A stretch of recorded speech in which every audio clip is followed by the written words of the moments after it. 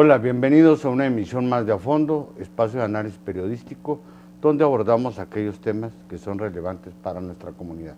En esta ocasión vamos a hablar del magisterio, de la educación, que están estrechamente relacionados, el órgano y la función. Y para hablar de esto, porque usted sabe, pues el 15 de mayo pasado se celebró el Día del Maestro. Y como siempre, cada que se hace una celebración de esta, pues se hace una especie de revisión, diagnóstico de cuál es la situación que guarda la educación, por un lado, y por el otro, cuál es la situación que priva en el magisterio, cuál es la situación de los maestros. Pudimos haber invitado, por ejemplo, al secretario de Educación o al líder sindical, pero consideramos que era más importante conocer el punto de vista de quien a lo largo de 40 años se ha desempeñado al frente del grupo, que hoy es maestro jubilado, que ha tenido una activa participación en el ámbito del sindicalismo magisterial y aparte pues tiene una visión de lo que es la política educativa del país y lo que debe ser el proyecto educativo del país. Bienvenido, el maestro Renato Rosas Domínguez. Muchas gracias por la invitación. Vamos a ver qué. Mira, yo quisiera empezar por esto, porque un día antes del 15 de mayo, el miércoles 14, se dio a conocer le llamaron mapa de la situación de la educación básica, que lo hizo el Instituto Mexicano de Competitividad, que es un organismo privado, hay que decirlo claramente, ¿verdad? Sí. Porque es importante también saber quién lo hace. Y esto nos da una versión pues inquietante y que fue escandalosa la información, de que hay, según el estudio que ellos hicieron, en base a información que las mismas entidades federativas proporcionaron a la Secretaría de Educación Pública, pues que hay maestros, por ejemplo, que ganan, 70 maestros detectaron que supuestamente ganan más que el presidente de la República, más de 193,000 pesos. Detectaron a uno en Oaxaca que está identificado como A. Ramírez Z, que gana, eso se me hizo una exageración, 630 y tantos mil pesos al mes, 7.2 millones de pesos al año. Y luego detectaron también con la clave 12-12-12, o sea, que nacieron el 12 de diciembre del 1912, ¿verdad? A mil y pico de gente, profesores, que están al menos dados de alta así en el estado de Hidalgo. Entonces, bueno, esta es una versión. La otra versión es la que escuchamos por parte, por ejemplo, de la Coordinadora Nacional de Trabajadores de la Educación, pues que el salario de los maestros es muy bajo, incluso hasta se autodenominan no profesores, sino pobresores, ¿verdad?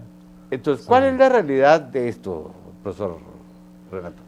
Pues mira, en primer lugar, sobre el análisis que se presenta por parte de esta institución privada, se comete en la mecánica el mismo error que se comete al analizar distintos problemas de la sociedad.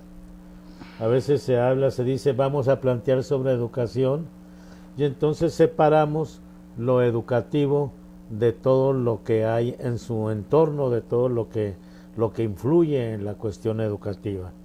De tal manera que tal vez reduciéndolo al mínimo posible, se les haga a ellos más fácil tratar de hilar cuestiones que yo las veo como imaginarias, esos sueldos, ¿verdad? Yo no sé cuánto gana el presidente, porque si nos vamos al salario nominal, bueno, pues habría que verlo. No he tenido esa curiosidad de meterme en ese problema. Pero con lo que decía, digo yo, más bien habría que ver si el gasto educativo en general es el gasto que corresponde y la aplicación que se le está dando corresponde a las necesidades de desarrollo que tiene el país. Y yo creo que no hay una correlación suficiente entre la primera situación, o sea, el gasto educativo y lo que se demanda de los maestros, inclusive en ocasiones sin haberlos preparado para ello. Yo creo que de alguna manera, además de las buenas o malas intenciones y de las críticas personales que se pueden hacer a muchas personas, habría que ver también qué es lo que entendemos por educación. Y para criticar a un profesionista de la educación, habría que ver, bueno, ¿qué es lo que esperamos de ti? ¿Qué espera la sociedad que suceda en la escuela? Nosotros te mandamos los muchachos, pero ¿qué podemos esperar de esos muchachos al egresar, ya sea del jardín de niños, ya sea de la primaria, de la secundaria o hasta prepa?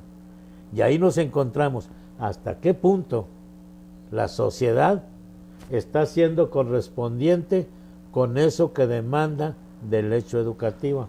Pero tocaste un tema que creo que debemos ahondarla. La correlación que hay entre el gasto educativo y la necesidad educativa. La pregunta entonces sería, el gasto educativo, lo que se destina a educación, pues, porque también se hizo un censo, entonces hablan de que hay pues un titipuchal de escuelas en malas condiciones, que no cuentan ni con servicios públicos sanitarios, a veces ni con agua potable, que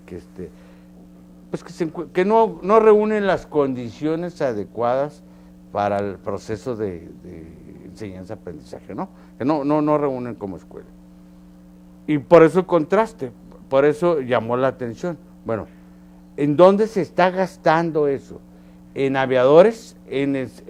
Porque yo supongo, y parto de esa premisa, al menos yo no sé si sea cierto o no que existen esos maestros, que lo dudo, porque bueno, un maestro que es del 2012, ¿cuántos años tiene ahorita? 102 años, ¿no? Y que supuestamente está en activo, y que por eso está percibiendo. Bueno, a mí sí me hace eso una irrealidad, ¿no? Y los 1000 nacidos el mismo día, el Día de la Virgen de Guadalupe, en el mismo año, y todos tuvieron la vocación de maestro. Bueno, a mí sí me hace que eso alguien sí pudo haber metido en la nómina, ¿verdad? Dado de alta esa ficción, y entonces quiere decir que hay un desvío de recursos. O sea, yo me lo estoy planteando en eso. ¿Cómo podemos saber realmente de esa partida, de ese presupuesto que se destina a educación, cuánto se va realmente al rubro educativo, que implica, sí, efectivamente, el pago de maestros, pero también la inversión en la capacitación, en los libros, en la infraestructura misma escolar? ¿Cómo se le puede hacer para saber eso? Bueno, no hay más que una manera, ¿no? Pedir los informes correspondientes, pero verdaderos, a quien corresponde dar esos informes, la Secretaría de que es la Secretaría de Educación Pública, ya sea la central o a través de las distintas entidades, como Educación Federal o como Educación Estatal, inclusive Educación Municipal. Uh-huh. Ellos son los que, en todo caso, firman los cheques. Claro. Y ellos tienen las listas para pagar eso. Ellos son a los que el pueblo debe reclamarles qué está haciendo con el dinero, que le ponen la etiqueta que es para educación. Pero aún con ese problema de que no es cierto que es problema de los maestros, claro, necesariamente de grupo, ¿verdad? Sí, porque ahí también pues mete mucho la mano el sindicato. Claro. Y llámese el Bester, llámese Juan, que es el que está ahora, o aquí, o como antes, como Jesús Barrios o Alejandro, cualquiera. Todos, tanto a nivel nacional como a nivel local, ellos son quienes deben también dar una información de qué es lo que está pasando con ese dinero. Pero además, se habla mucho de las condiciones de no operancia que tienen las escuelas cuando se recuerda el hecho educativo en sí. Y se dice, en la sierra, las escuelas de los tarahumaras no tienen las mínimas condiciones para lograr su cometido. Y no puede ser que con un salario X se pueda tener posibilidad de sostener una familia y además prepararse, actualizarse para su función educativa. Bueno, pero esto, de qué es lo que está pasando en la sierra, de qué es lo que está pasando en el medio urbano. Mira, acabo de visitar, y te recomendaría que lo visitaras, una escuela acá, la escuela Salvador Martínez Prieto, está para el Cerro Grande, donde una maquila japonesa, digo china por cierto, una maquila se echó a costa reparar lo que fuera necesario reparar, desde ponerle una barda con púas, con alambre navaja para protegerla contra los robos, etcétera, hasta ponerles canchas de básquetbol, desmontables las canastas para transformarlas en cancha de futbolito. Vamos a una pausa y regresamos con este tema porque esto es un aspecto nodal para poder hablar de la calidad educativa.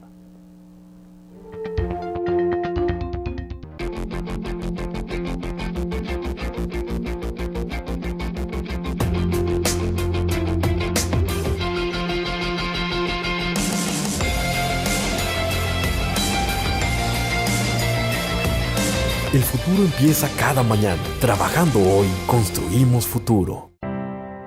Nací en el corazón de Chihuahua, con cimientos fuertes, orgullosos. En lo más profundo de mí, nació la universidad, alegre, luchadora, noble. En mi interior, he escuchado arengas, discursos revolucionarios, cuna del pensamiento universitario. Por mis ventanas, escucho a mi ciudad, observando el devenir de Chihuahua, y con él, el de mi universidad. Aquí se escribe su historia, se transforma y se nutre de quienes han dirigido sus destinos desde su origen.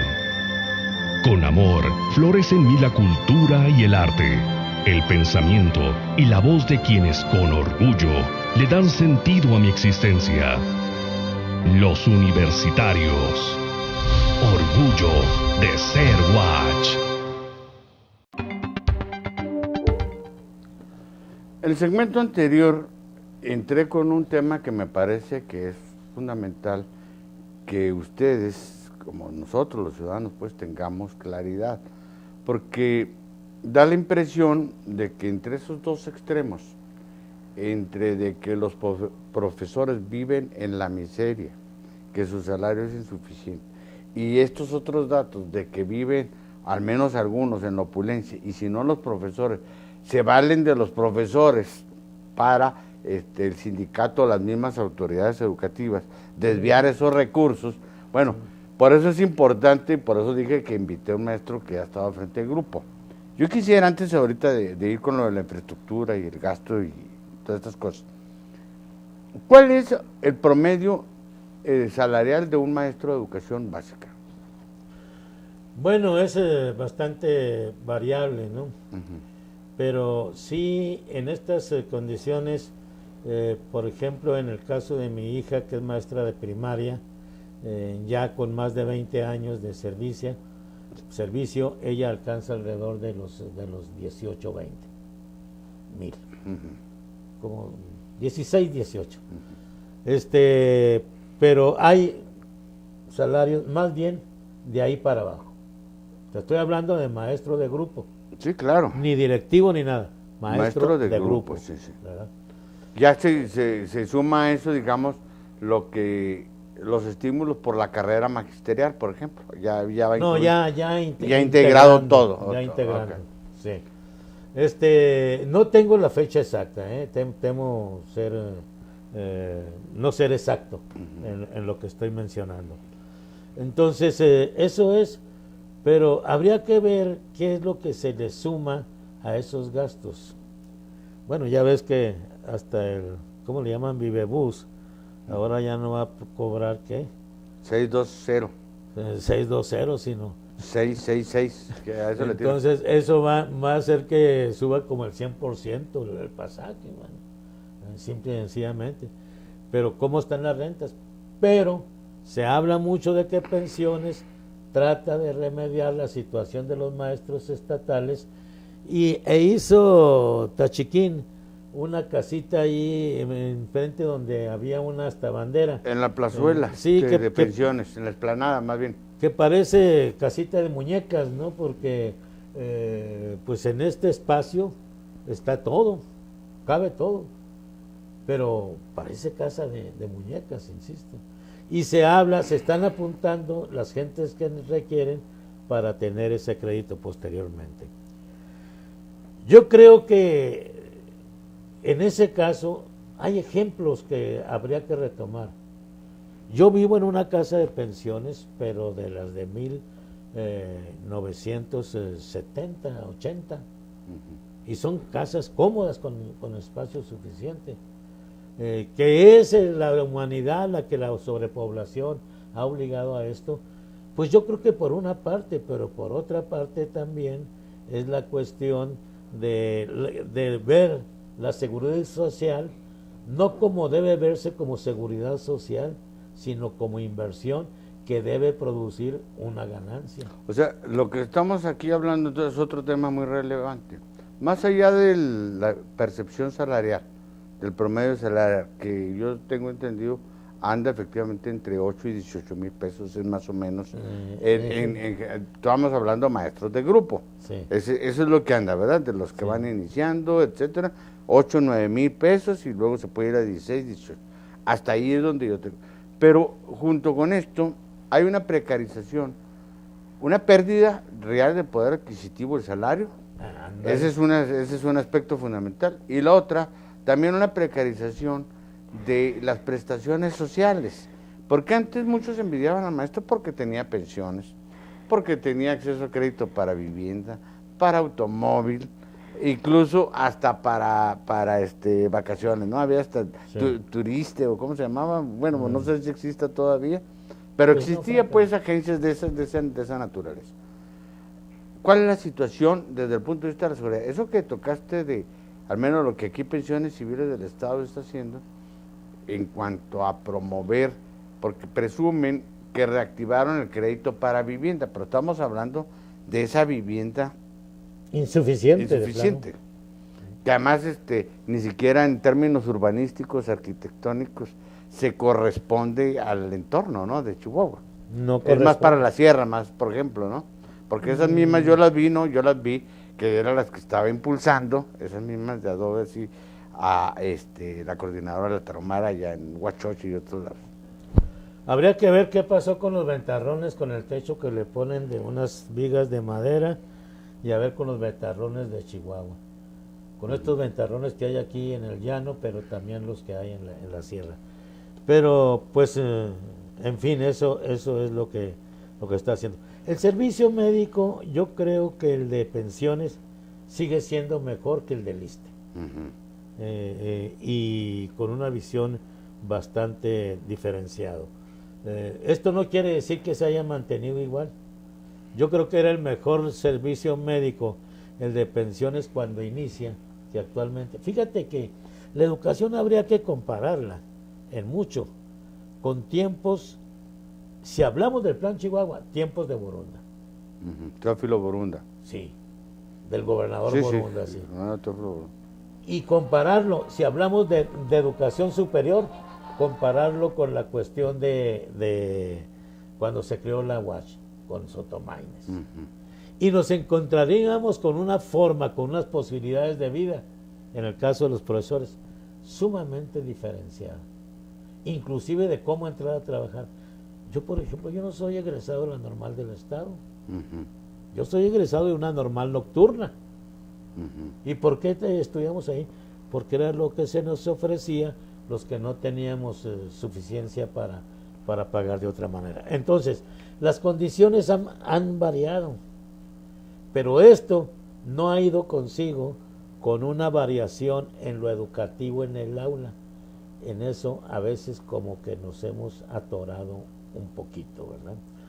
Es decir, mantenemos técnicas que ya el mismo desarrollo de la sociedad nos dicen que es difícil. Pero se llegan a otros excesos, como el de la computación. Resulta que hace unos días agarraron a unos muchachos en una escuela primaria, quinto de primaria, que con el celular le sacaron, yo no sé cómo lograron la hoja de clave para un examen, la retrataron con el celular y la pasaron a todo el grupo. Y cuando les llama la maestra de los padres, oiga, fíjense que el muchacho, pues el celular que ustedes le dan sirvió para esto. Y pues aquí está el celular.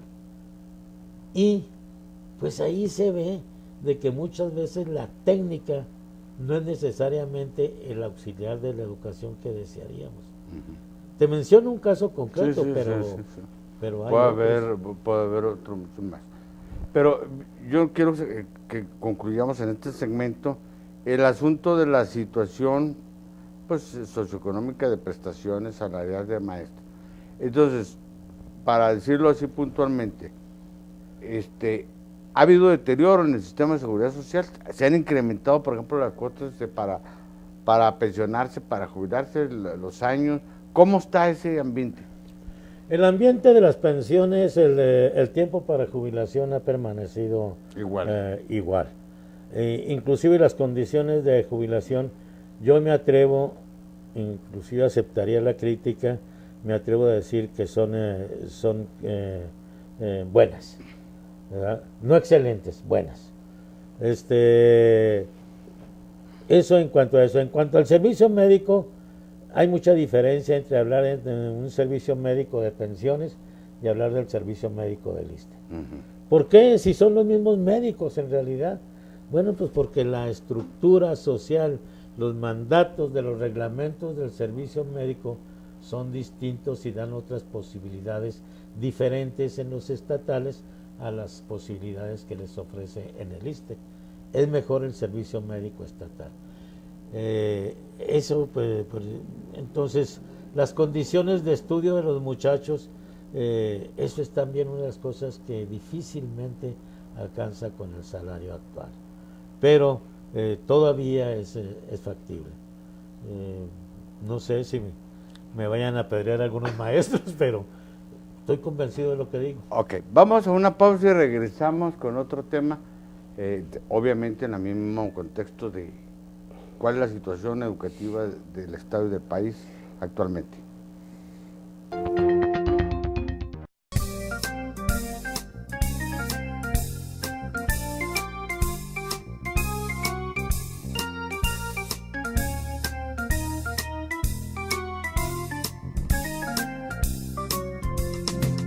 London Café, un lugar para disfrutar. Universidad con historia.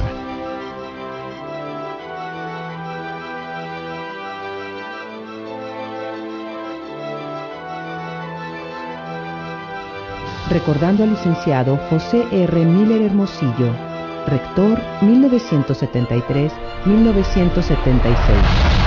Universidad Autónoma de Chihuahua, 60º aniversario. Orgullo de ser Watch.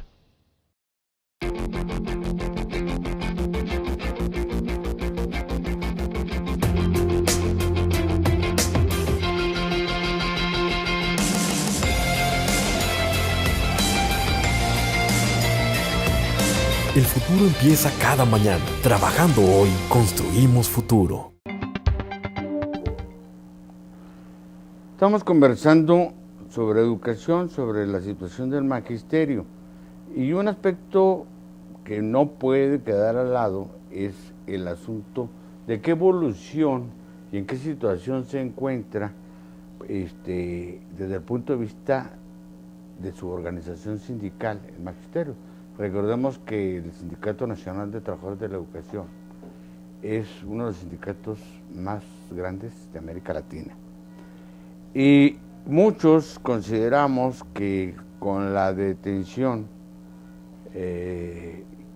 y por lo tanto derrumbamiento del cacicazgo del Bester Gordillo, que pues hizo y deshizo en el sindicato durante muchos años, había posibilidades de retomar el carácter original del CENTE, sus orígenes, que fue pues uno de los primeros sindicatos que surgieron, nacionales, sindicatos nacionales, en el país, ¿verdad?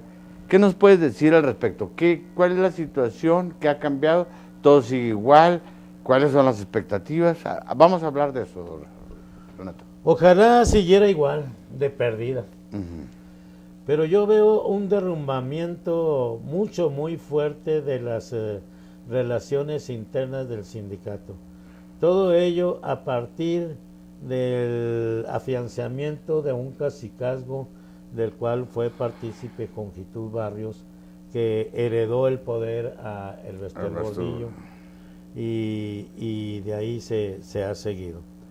Yo creo Elbester es el ejemplo de la dirigente de la cúpula, que todo lo ve desde su cúpula hacia el magisterio. Basta y sobra con que su modo de vida es muy diferente al de cualquier profesor. La casa de ella en San Diego es un palacete, ¿verdad? Ahora que le agarraron los cuadros de Diego Rivera, pues se habla de millones de dólares, ¿verdad? Pero eso por decir lo que más en lo que más se fija la gente. Pero habría que ver cuál es la vida interna del sindicato.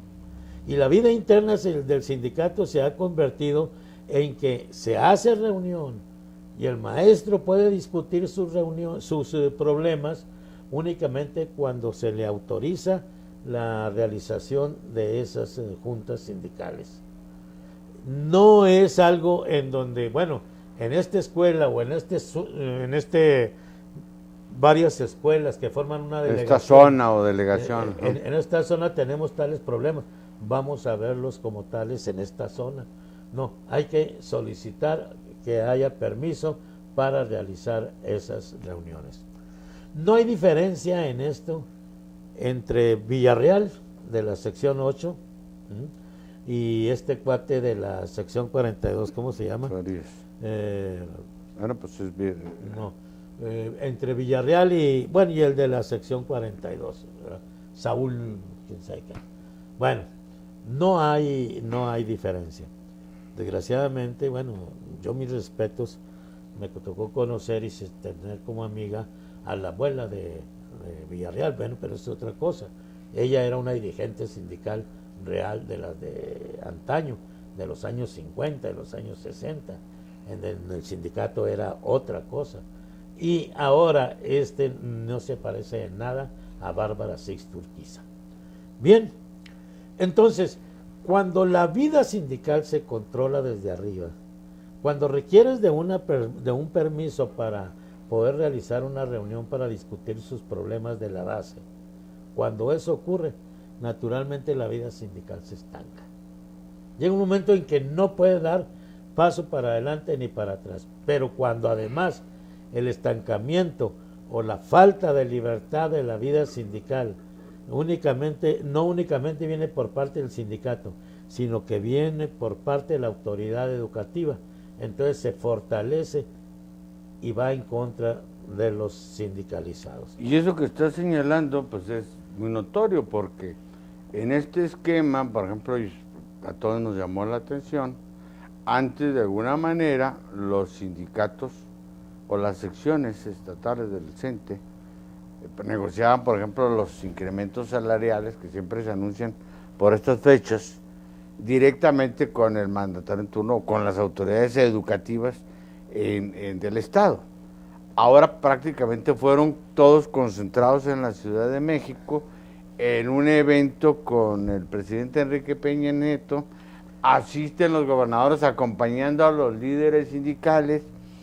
No sé si los titulares de educación de los estados los llevaron también, pero el caso es que en ese evento es donde se definió el 3.5% de incremento directo al salario de los trabajadores, más el 1.99 prestación y un 99 para mejoramiento de salario, que qué quiere decir eso. Pero bueno, el caso es que lo que quiero subrayar, quien decide el monto de salario no es ni siquiera el propio sindicato. O sea, el sindicato va simple y La sencillamente hacía de recibir comparsa nomás, y a recibir nomás, órdenes, o sea, así va a ser.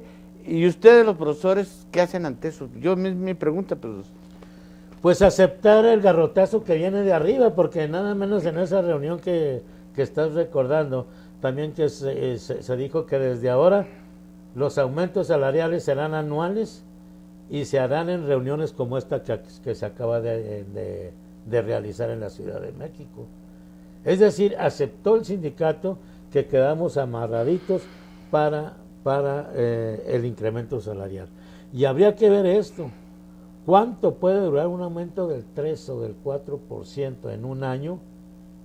A no ser que sea cierto que nos convenza el presidente Peña Nieto de que la economía está avanzando y se nota un desarrollo económico que traerá buenas noticias. Yo no veo eso por ninguna parte. El hecho es que el salario se deteriora cada mes, cada quincena, se siente que se va deteriorando. Y nosotros nos amarramos a pedir la revisión salarial únicamente cada año, cuando este viene siendo un perjuicio que tenemos de manera permanente. Ahora bien, si bien es cierto que quien dice la palabra es el gobierno, pues el sindicato es comparsa, porque ya se olvidó de responder o de protestar por X. Ya no hay aquellas manifestaciones de la sección 8 en Chihuahua, aquellas que las últimas, que Jesús Orozco, que Dagoberto González, que etcétera, ¿verdad? Ya no. En la sección 42 desaparecieron desde antes, desde el 62, que me tocó también andar en eso, entonces, pero el hecho es de que ante una sociedad que va deteriorando los salarios permanentemente, que mensualmente se nota un reajuste, nosotros hemos quedado amarrados a no solicitar incremento, porque tendremos que discutirlo con el gobierno anualmente, como ellos dicen. Claro, no, pues simplemente es un ejercicio de cruce de información cuantitativa. La tasa de inflación anda arriba del 4%. Sí. Directos salarios acaban de otorgar el 3.5%. Y bueno, y esto habla, pero de eso estoy hablando, o sea, ¿qué pasó con aquel magisterio combativo? Y cuando hablo combativo era que en dos aspectos. Uno, que velaba por una educación gratuita, laica, científica, progresista, que contribuyera realmente a la educación. Y también por un mejoramiento de las condiciones de vida y de trabajo y salariales de los profesores. ¿Qué pasó con ese magisterio? Porque yo, al menos, pues tú sabes que mi padre fue maestro, yo conocí más o menos toda esa experiencia desde el MRM y otras agrupaciones sindicales, pues jugaron un papel muy importante en el sindicalismo en México. Y ahora no veo eso. Algunos dicen, no, pues la nueva expresión de disidencia es la CENTE, la Coordinadora Nacional de Trabajadores de la Educación. Pero yo tampoco la veo en esa perspectiva, la veo más en el ámbito de una protesta de otra naturaleza que de un sindicalismo democrático y revolucionario. Pero si quieres vamos a un apartado y regresamos con este tema.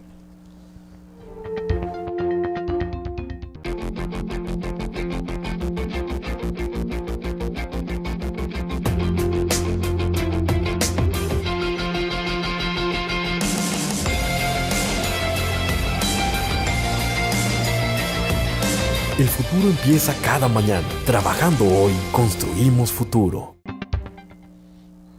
Hace no muchos años, el profesor, el maestro, era un líder social, ejercía un liderazgo social importante.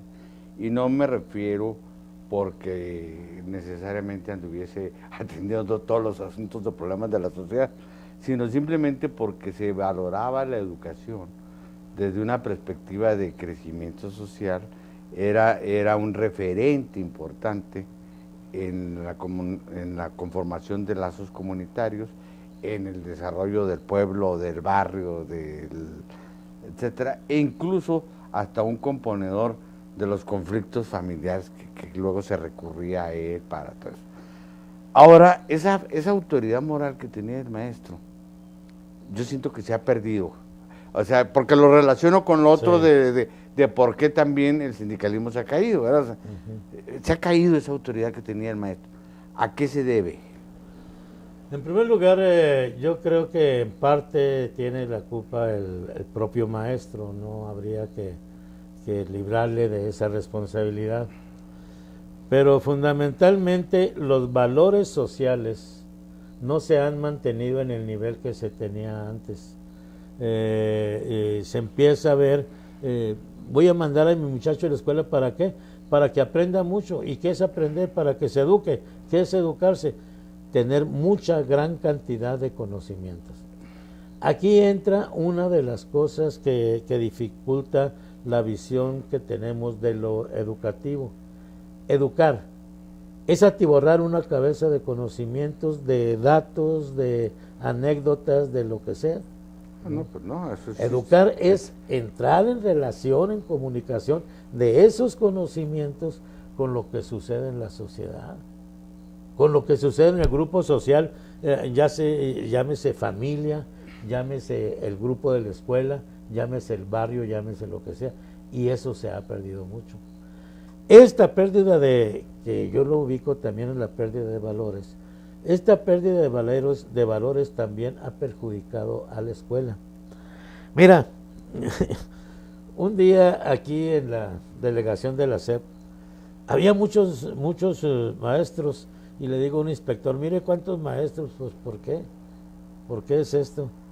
Dice, no, profesor, no se preocupe, no están los niños solos. Pues, ¿cómo que no? Mire cuántos maestros. Los que sí trabajan están en el grupo, y estos vienen, son los de siempre, se mantienen viniendo. Es decir, una actitud negativa hacia el hecho de la educación. Pero como decía ese maestro, no todos son así.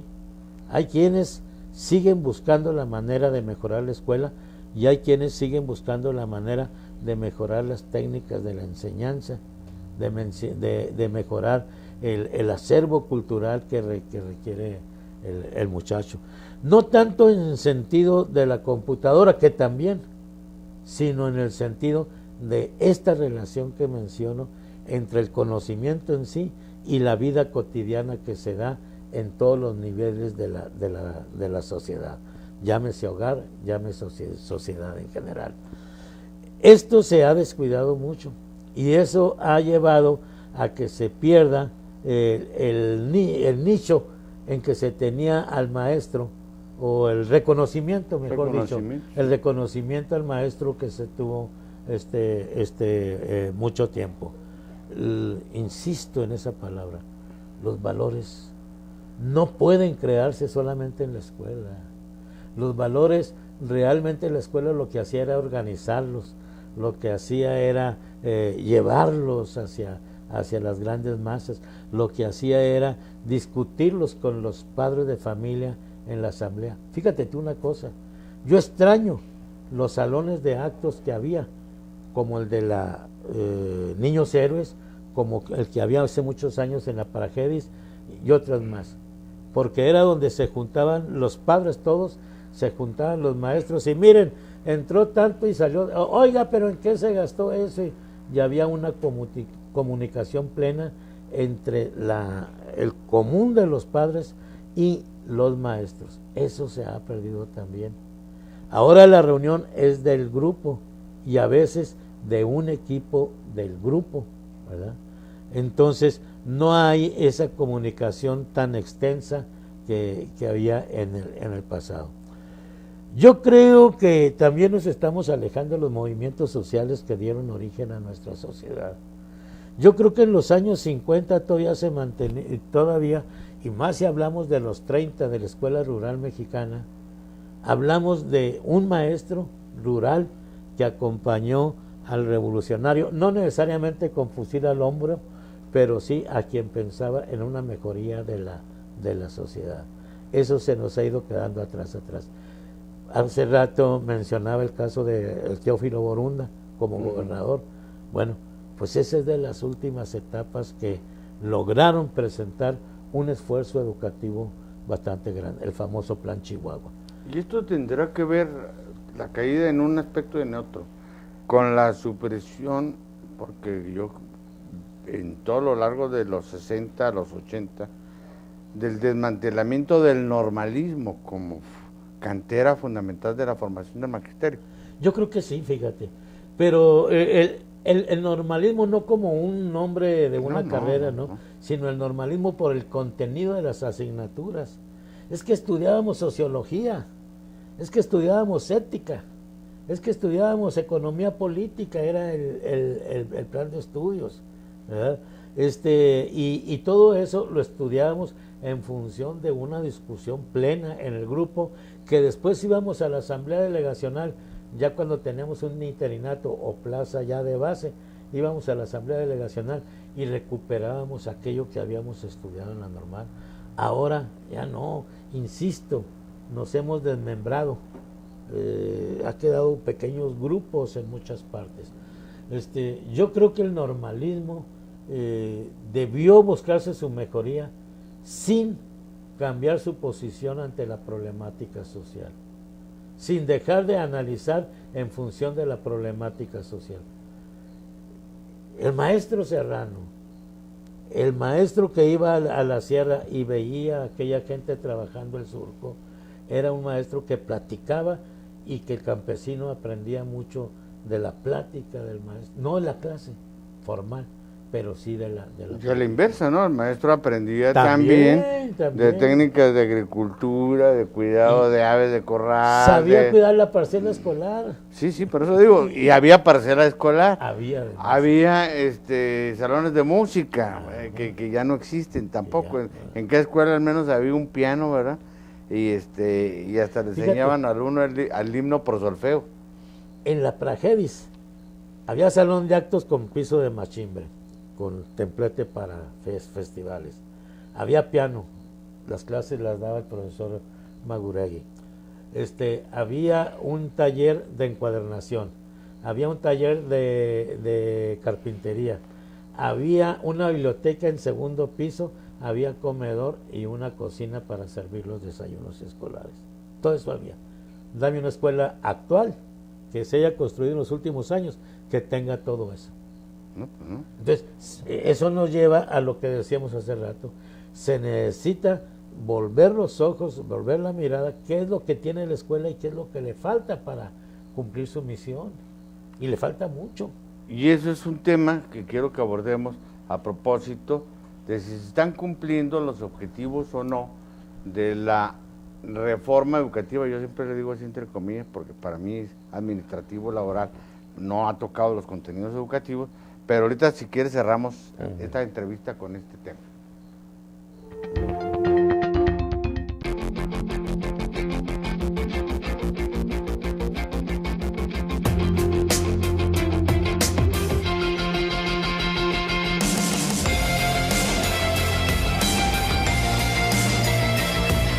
El futuro empieza cada mañana. Trabajando hoy, construimos futuro.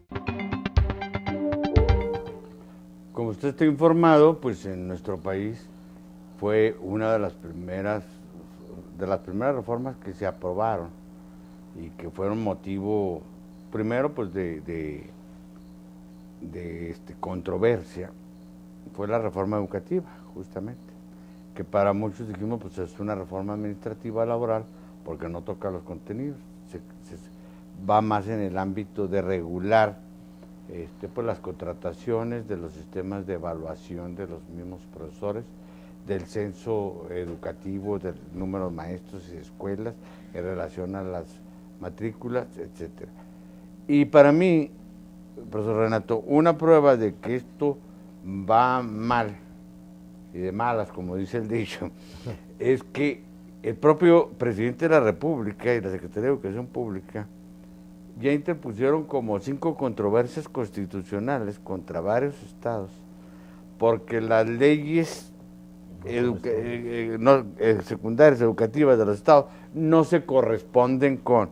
Ya hay oposición, ¿verdad? Y por ejemplo Oaxaca, Guerrero, Guanajuato y Coahuila, creo también, o Veracruz, no me acuerdo, pero son 5 o 6 entidades Entonces, esto es un síntoma claro, inequívoco, creo yo, pues de que esto está muy lejos de cumplir ya no sus metas, sino de encauzarse por los ejes que se plantearon. ¿Cómo vamos en eso? Pues yo coincido plenamente con la apreciación que acabas de esbozar, ¿no? No se trata de una reforma educativa la que estamos viviendo. Hay una reforma administrativa y una reforma sindical. El sindicato ha colgado los estatutos para dedicarse a ser obediente. Se mantiene la CENTE como el único destacamento que sigue en pie de lucha. Hay otros grupos pequeños en distintas entidades que también se defienden. Ahora nos dicen que hasta la tuta era maestro, ¿verdad? Ah, sí, sí. Yo no sé realmente, pero bueno, yo creo que aquí el hecho es de que es muy pobre la concepción que tienen quienes gobiernan, empezando por el secretario de Educación, Choaifet. Es muy pobre la idea que tienen de lo que es educar. Volvemos a lo mismo. Educar es meter con cincel en la cabeza del niño una serie de conocimientos que a veces el niño se aburre y dice, esto no me sirve para nada, no me lo encuentro en la calle para nada. Se ha hablado mucho de que es la electrónica lo que puede ser nuestra tabla de salvación a futuro, pero la electrónica será nuestra tabla de salvación en la medida que sepamos orientarla a las necesidades que como grupo social tenemos, y eso es lo que no se está cuidando. No hay cambios en lo que se refiere a los programas en cuanto a dosificación, etcétera, aunque hay gente muy avispada en lo que se refiere a evaluación del hecho educativo, como lo es Silvia Mélquez. La realidad es que llegar a esos niveles y zafarse de las relaciones que se van creando ahí es un problema bastante grueso. Otra gente que pudiera esperarse más de ella es la subsecretaria de Educación Básica, Alba Martínez, pero también no se ve en concreto cuál es la relación que existe con los planteamientos que hacían ese tiempo y los actuales. No los dejan operar simple y sencillamente. No los dejan operar y se recurre a la realización de unas modificaciones al reglamento, al Estatuto Interior de Relaciones Laborales, es lo que se está recurriendo para mejorarlos, y de ahí las protestas, ya no digo de los estados han tenido que hacerlo, pero de los profesores que hay en esos 5 estados que actualmente no han aceptado. Algunos han aceptado, como en el caso de Chihuahua. Pero ¿y en qué se ha traducido, por ejemplo? A ver, para concretar. Se supone que si va a ser una evaluación general, pues de las capacidades profesionales del magisterio, y que antes de contratar a cualquier otro tenía que ser sujeto a proceso de certificación, voy a decirlo así. Era como los exámenes de evaluación y confianza de las corporaciones policiales. Casi era así, sí, ¿verdad? Sí, era, a ver, evaluar cómo estás. Bueno, pero tampoco se ha hecho eso, o aquí se ha hecho. Se aplican exámenes, pero no se elaboran de manera suficiente que realmente se dediquen a evaluar, si es que es posible, la capacidad que tienes como maestro. En su lugar se ha empezado a invadir parte del magisterio. No es una invasión así tipo Normandía ni cosa por el estilo, pero sí otras profesiones que empiezan a voltear los ojos hacia el magisterio y a conseguir la plaza, ya sea en un nivel o en otro, pero conseguir plaza como maestros. Pero la realidad es que se puede calificar el nivel, la capacidad profesional del maestro por una prueba de respuesta cerrada. No será el hecho de entrar al discurso abierto, no será el hecho de permitir la reunión de discusión de los problemas de la escuela lo que puede seguir manteniendo un nivel de enseñanza? ¿Quién me enseñó más? ¿La normal o mi maestra de sexto? En mi caso, mi maestra de sexto.